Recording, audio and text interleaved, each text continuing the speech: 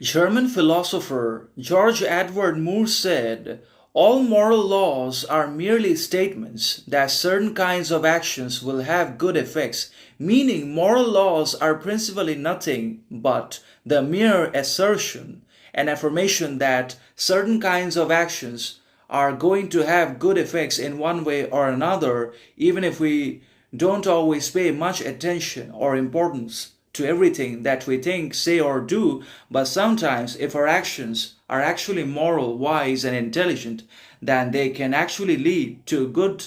and balanced and moderate consequences as well, that not only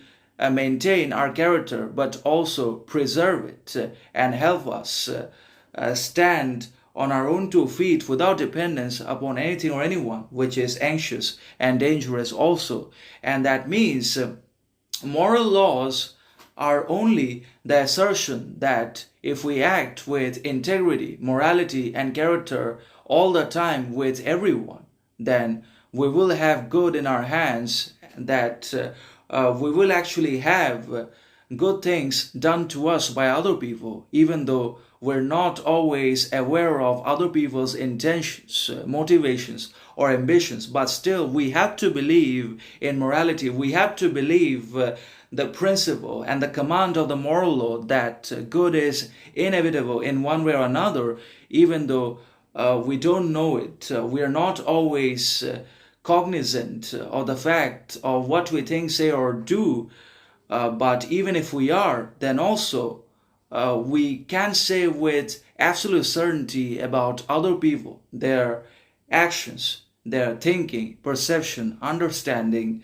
and interpretation of our actions as well. And that's why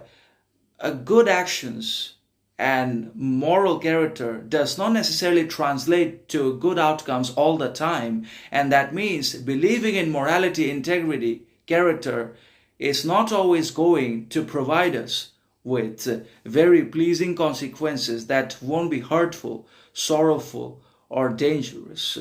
because we believe in morality and sometimes we're hurt, we're misunderstood and rejected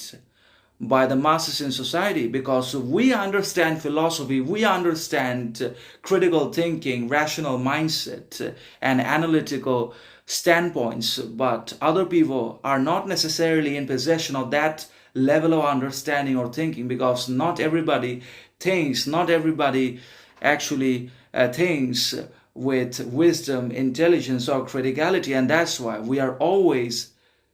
subject